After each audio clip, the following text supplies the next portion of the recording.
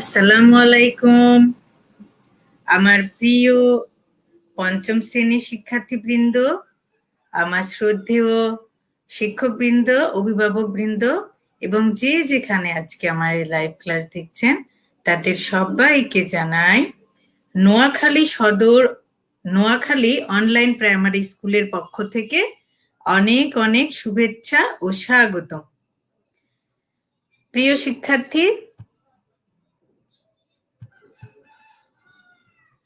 আমি তোমাদের সাথে আছি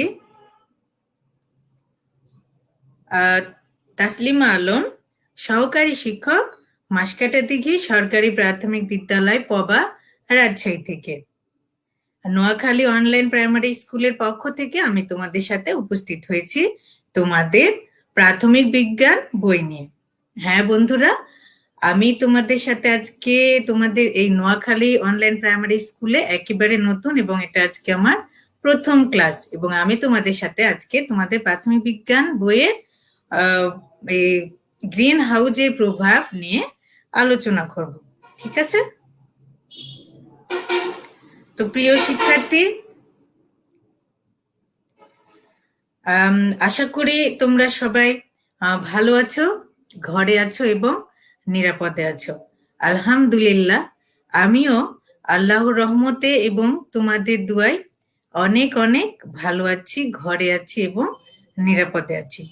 প্রিয় শিক্ষার্থী, এখন কিন্তু প্রায় শীতকাল এসে পড়েছে এবং তোমরা অবশ্যই অবশ্যই এই স্বাস্থ্যবিধি মেনে চলবে, অবশ্যই স্বাস্থ্যবিধি মেনে চলবে, এবং এই সময়টা খুব বেশি করে তোমরা স্বাস্থ্যবিধি মেনে চলবে এবং ঘরেই থাকবে। ঠিক আছে? তো চলো তাহলে আমরা ক্লাসে যাই।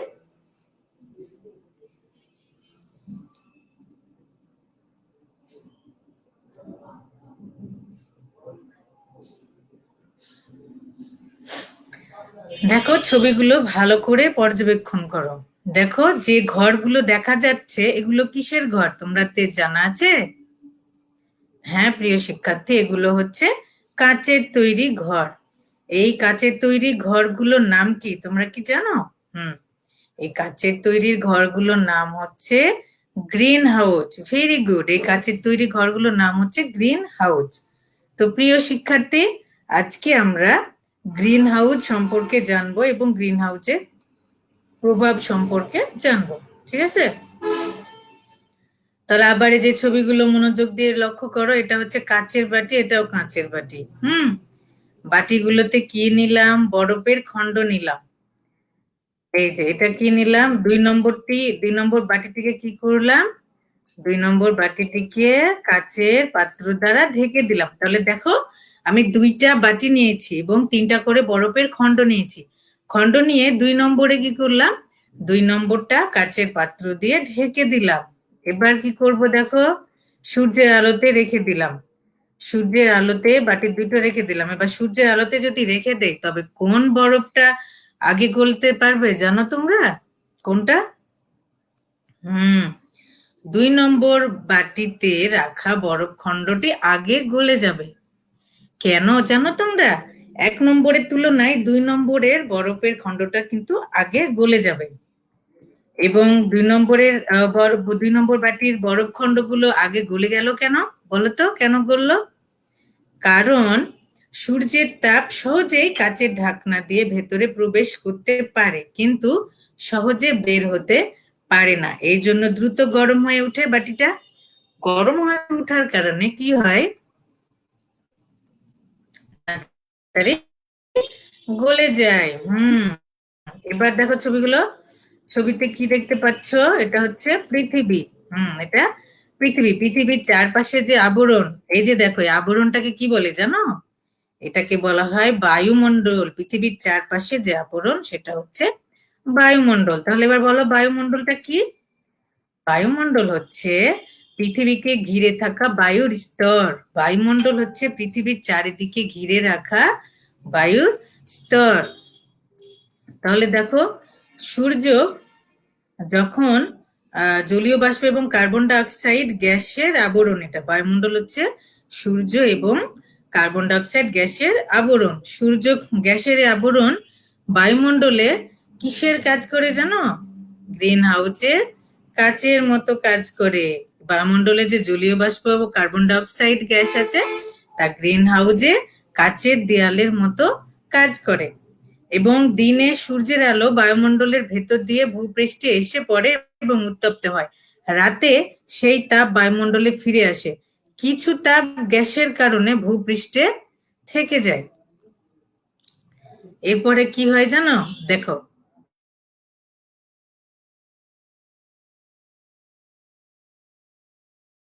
এবং কিছু তাপ থেকে যাচ্ছে। রাতের বেলায় পৃথিবী এর জন্য কি থাকে? গরম থাকে, তাই না? রাতের বেলায় পৃথিবীটা গরম থাকে কারণ এই পৃথিবী কিছু তাপ ধরে রেখে দেয়। তাপ ধরে রাখার এই ঘটনাটিকে বলা হয় গ্রিন হাউসের প্রভাব। হ্যাঁ প্রিয় শিক্ষার্থী, এই তাপ যে ধরে রাখছে এই তার এই ঘটনাকে বলা হয় গ্রিন হাউসের প্রভাব। এবার দেখো, পৃথিবী, বায়ুমণ্ডল, সূর্য, তাই না? দেখো, আমরা চিত্রটি লক্ষ্য করো। এই যে দেখো, সূর্যের আলো বায়ুমণ্ডল দিয়ে পৃথিবীতে যাচ্ছে, যে কি হচ্ছে? কিছু তাপ চলে যাচ্ছে, কিছু তাপ আবার ফিরে আসছে। চিত্র বিষয়ক আলোচনা দেখো। সূর্য থেকে আলো ও তাপ কি ভেদ করে পৃথিবীতে আসছে? অবশ্যই আসছে।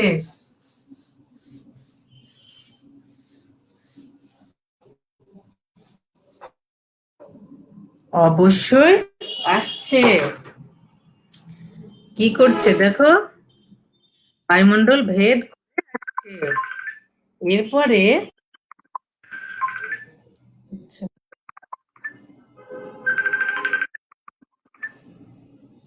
হ্যাঁ, হ্যালো, বলো। এই যে দেখো, কমেন্ট বক্সে দেওয়া আছে, দেখো। আচ্ছা, দাঁড়াও দিচ্ছি। আচ্ছা, প্রিয় শিক্ষার্থী, আমার সাথে তোমাদের কিছু বন্ধু যুক্ত হতে চাচ্ছে, ঠিক আছে? তাহলে আমি লিংক দেন। আচ্ছা, আমি তাহলে 1 মিনিটে আমি লিংকটা একটু দিয়ে দেই। ওকে, লিংকটা দিয়ে দেই।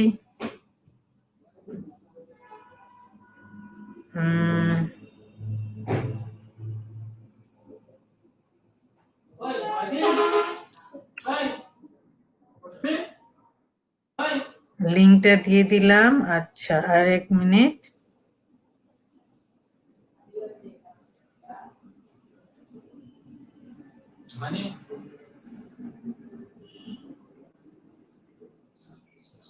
এই যে এখানে আমি লিংকটা দিয়ে দিলাম।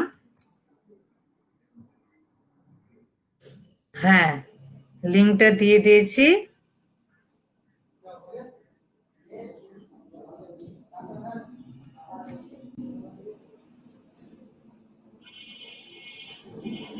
হ্যাঁ, লিংক দিয়ে দিলাম, তোমরা এবার আসতে পারো।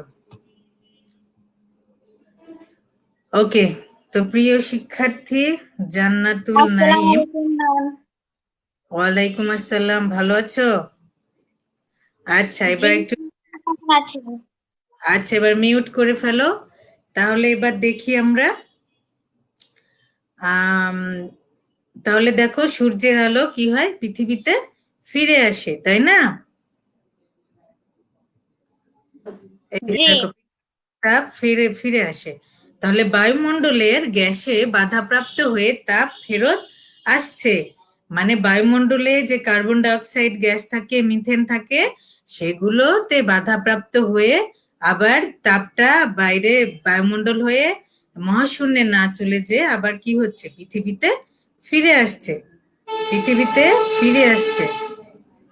আচ্ছা, এবার দেখো, আরো আমরা কিছু ছবি দেখি।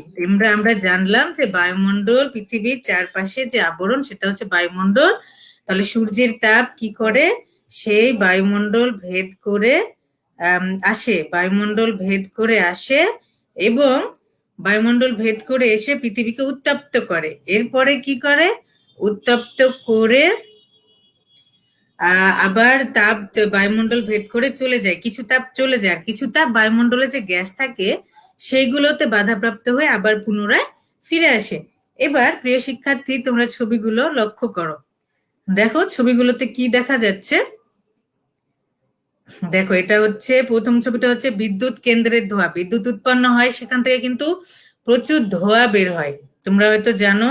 আর এখানে দেখো, এই যে আবর্জনা পোড়াচ্ছে, আবর্জনা পুড়িয়ে কি পরিমাণ কালো ধোঁয়া বের হচ্ছে। তারপরে কি হচ্ছে দেখো, এই যে বড় বড় যে কলকারখানা, কলকারখানার ধোঁয়া, কি পরিমাণ কালো ধোঁয়া বের হচ্ছে। এটা হচ্ছে ইট ভাটার ধোঁয়া, এটা হচ্ছে গাড়ির কালো ধোঁয়া। আর এটা কি, এটা হচ্ছে গ্যাস পোড়ানোর ধোঁয়া। গ্যাস, প্রত্যেকটা গ্যাসের ক্ষেত্রে কিন্তু এই যে গ্যাস পোড়া আর এই যে এইসব ধোঁয়া উৎপন্ন হয়। তাহলে এগুলো থেকে কি হচ্ছে, এই ধোঁয়ার মাধ্যমে কোন গ্যাস নির্গত হয় জানা আছে তোমাদের? কেউ বলতে পারবে?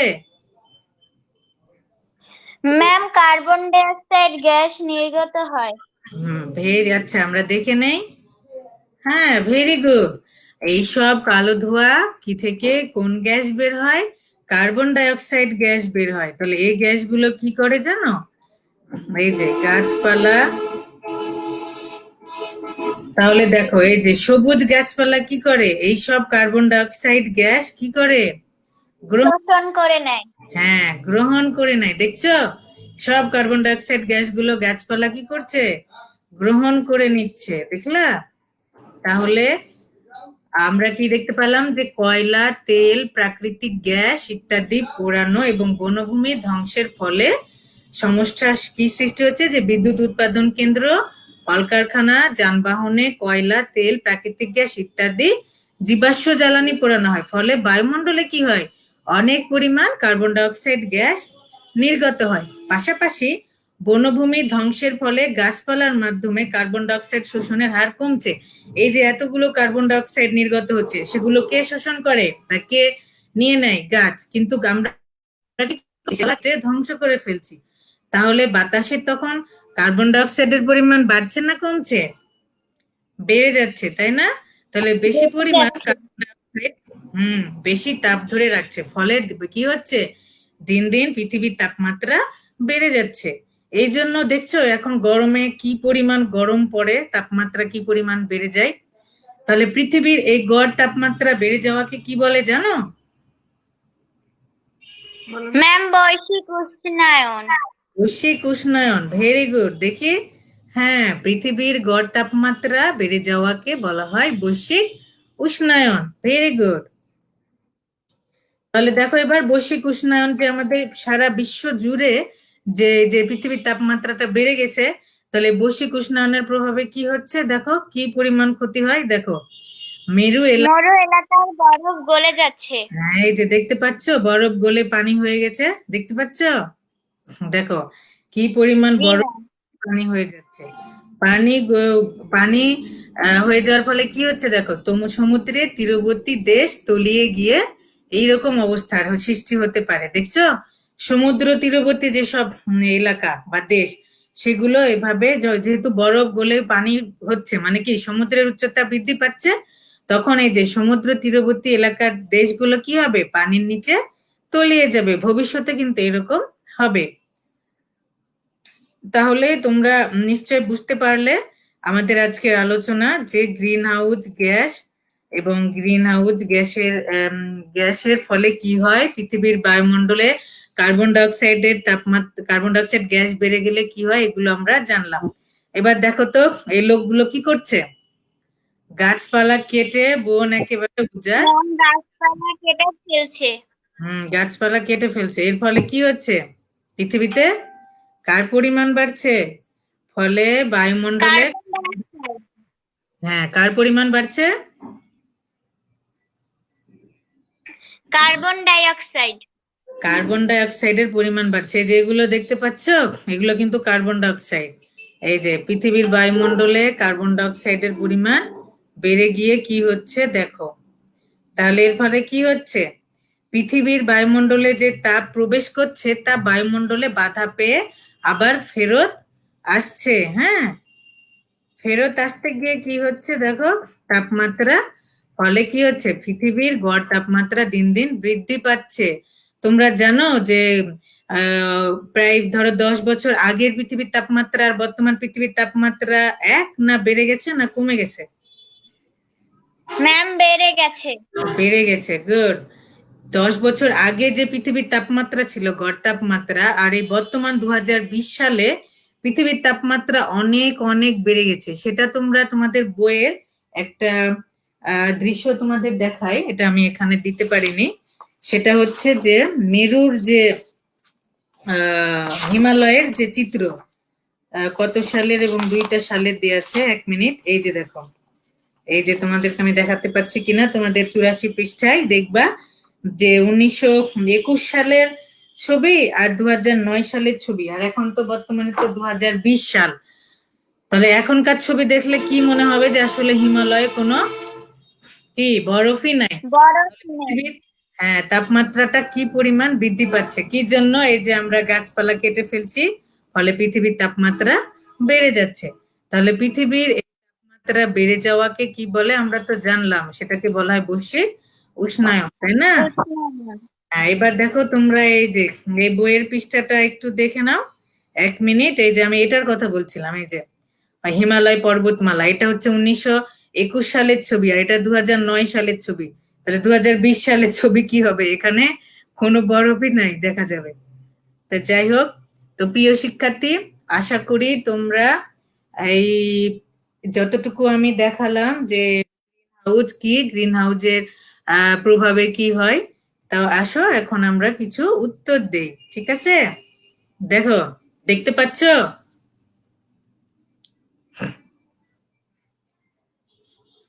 সময়টা জি ম্যাম দেখতে পাচ্ছি। সময়টা চলে গেছে না? আচ্ছা ঠিক আছে, তুমি মাইশা। আচ্ছা, জি ম্যাম। আচ্ছা দেখো, নিচের কোনটি greenhouse gas? Nitrogen, oxygen, carbon dioxide না hydrogen? Ma'am carbon dioxide. Carbon dioxide, very good. আচ্ছা 2 নম্বর বলো, পৃথিবীর গড় তাপমাত্রা বৃদ্ধির কারণ কি? ম্যাম গ্রিন হাউস প্রভাব। গ্রিন হাউসের প্রভাব, আচ্ছা গুড। এবার বলো যে গাছপালা কোন গ্যাস শোষণ করে নেয়? Carbon carbon dioxide, dioxide. Carbon dioxide, very good. এবার বলো গ্রিন হাউস প্রভাব থেকে বাঁচতে হলে আমাদের করণীয় কি? বেশি করে গাছ লাগাতে হবে। বেশি করে গাছ লাগাতে হবে। 5 নম্বর, জ্বালানি পোড়ালে বায়ুতে কোনটি বাড়ে? Carbon dioxide. Carbon dioxide, very good. এবার দেখো তো উত্তরগুলো, হ্যাঁ একেবারে ঠিক। এবার এই যে দেখো, সাগর ও নদীর পানি বাষ্পীভূত হয়ে জলীয় বাষ্পে পরিণত হয়, একে কি বলে? আচ্ছা এটা মনে ম্যাম হয়, বলো। ম্যাম বাষ্পীভবন। বাষ্পীভবন বলে, গুড। আচ্ছা এবার বলো, পৃথিবীর তাপমাত্রা বেড়ে যাওয়াকে কি বলা হয়? বৈশ্বিক উষ্ণায়ন। বৈশ্বিক উষ্ণায়ন, ভেরি গুড। এই যে দেখো মিলে গেছে। এবার বলো, গ্রিন হাউস প্রভাব বলতে কি বোঝায়? প্লাস্টিকের, কাচের ঘরে তাপ থেকে যাওয়া। গুড, কাচের ঘরে তাপ থেকে যাওয়া। আচ্ছা এগুলো আর আমরা না দেখি। এবার দেখো তোমরা তাহলে খুব সুন্দর উত্তর দিয়েছো প্রশ্নগুলো। এবার বাড়ির কাজটা তোমরা স্ক্রিনশট নিয়ে নিতে পারো, আবার লিখে নিতে পারো। বাড়ির কাজ হচ্ছে বৈশ্বিক উষ্ণায়নের প্রভাবে কি কি ক্ষতি হচ্ছে তার একটি তালিকা তৈরি করো। কি বললাম যে বৈশ্বিক উষ্ণায়নের ফলে প্রভাবে কি কি ক্ষতি হচ্ছে তার একটি তালিকা তৈরি করো। তো তুমি, আমার একটা মেসেঞ্জার আছে, মেসেঞ্জারে যদি তুমি যুক্ত থাকো তাহলে ওখানে তুমি পাঠিয়ে দিবা, আর যদি না থাকো অ্যাড করে নিব। বা আমার ম্যাম আমি যুক্ত নেই। যুক্ত আছো? না ম্যাম। আচ্ছা আমি সময়টাকে বলে দিব বা আমি যুক্ত করে নিব, সমস্যা নাই, বাড়ির কাজটা পাঠিয়ে দিতে পারো। তো আচ্ছা, তাহলে আজকে এই পর্যন্তই। সবাই অনেক অনেক ভালো থাকবে, ঘরে থাকবে, নিরাপদে থাকবে এবং বেশি বেশি করে গাছ লাগাবে। কেন বলো তো? কারণ গাছ আমাদের পরম বন্ধু। বন্ধু। গাছে আমাদের জীবন বাঁচবে, আমাদের পরবর্তী প্রজন্মর অস্তিত্ব টিকে থাকবে এবং কার্বন ডাই অক্সাইড শোষণ করে আমাদের পৃথিবীটাকে দূষণ মুক্ত করবে, তাই না? তাহলে আজকে এই পর্যন্ত। সবাই জি অনেক ম্যাম। থাকবে এবং অবশ্যই স্বাস্থ্যবিধি মেনে চলবে এবং বাইরে অতি প্রয়োজন ছাড়া বের হবে না।